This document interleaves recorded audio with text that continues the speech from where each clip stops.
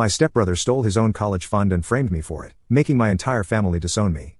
4 years later, he begged me to save his daughter's life, so I made him confess the truth in front of everyone. 4 years ago, I, 26M, was accused of stealing my stepbrother's college fund. My family sided with him and kicked me out. Now he needs my help for his kid's medical treatment. I never had a good relationship with my stepbrother Ryan, 24M. Everything changed in my life after my dad passed away in a car accident when I was 10. It was just me and my mom for 2 years, and we were really close. She was my best friend, my support system, my everything. Then she met John at some work conference when I was 12, and within 6 months, they got married. I was okay with it because John seemed nice at first, and my mom was happy again after a long time. But then Ryan came to live with us.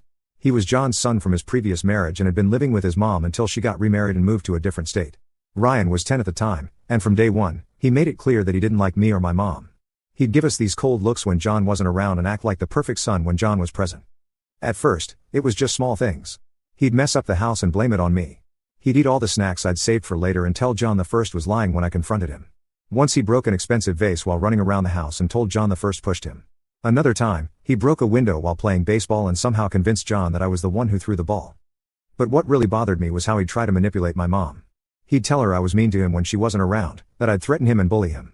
He'd even cry sometimes, putting on this whole act about how scared he was of me. None of that was true. I mostly tried to avoid him because I knew he was trouble. My mom usually didn't believe his stories because she knew what kind of kid I was. I'd always been quiet, kept to myself, got good grades, never caused any trouble. But John always sided with Ryan, no matter what. This created a lot of tension between my mom and John. They'd have these long arguments late at night when they thought I couldn't hear. John would accuse my mom of being biased against Ryan, and my mom would defend me, saying Ryan was making things up. But over time, I could see my mom getting worn down by all the fighting. She started second-guessing herself, questioning whether she was being fair to Ryan. Things got worse when we were teenagers. Ryan started hanging out with this group of kids who were known troublemakers. He'd skip school, come home drunk, throw parties when our parents were away. But somehow, he always managed to twist the story and make it seem like I was the bad influence.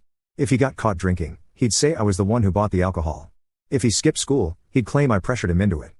John would ground both of us even though I had nothing to do with Ryan's behavior. I'd try to explain, show them my perfect attendance record, my good grades, but John would say I was just better at not getting caught. My mom tried to defend me at first, but John would get angry and say she was letting me get away with everything because I was her biological son.